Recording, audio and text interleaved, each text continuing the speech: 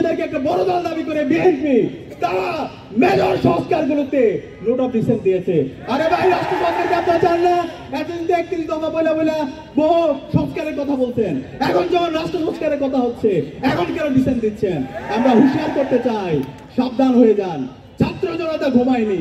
জুলাইয়ের মাধ্যমে যে প্রজন্ম তৈরি হয়েছে তারা আর কাউরে ভয় পায় না। আপনারা যদি সংস্কারের পথে বাধা তৈরি করেন, আপনাদের পতিত ফ্যাসিস্টদের যে পরিণতি হয়েছিল তার চাইতে খারাপ পরিণতি আপনাদের হবে। সাবধান করে দিচ্ছি, সাবধান হয়ে যান। দ্রুত সময়ের মধ্যে ছাত্র জনতার যে দাবি, শহীদদের যে আকাঙ্ক্ষা, সে আলোকে রাষ্ট্র সংস্কারের জায়গায় সহযোগিতা করেন। একই সাথে সকল রাজনৈতিক দলকে আমরা আহ্বান করব, আপনারা সহযোগিতা করেন, নতুন রাজনৈতিক সংস্কৃতি বিনির্মাণ করেন।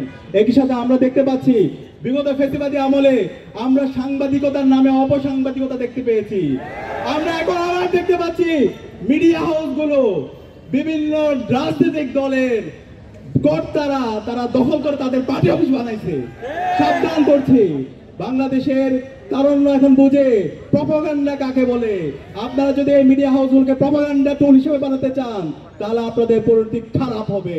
আমি সবাইকে অনুরোধ করবো, মিডিয়া হচ্ছে সমাজের দর্পণ, সমাজের যে বস্তুনিষ্ঠতা, সত্যকে সত্য বলবেন, কালোকে কালো বলবেন, সাদাকে সাদা বলবেন। কেউ যদি অন্যায় করে সাহস নিয়ে সেটাকে অন্যায় বলবেন, কিন্তু প্রপাগান্ডা করবেন না।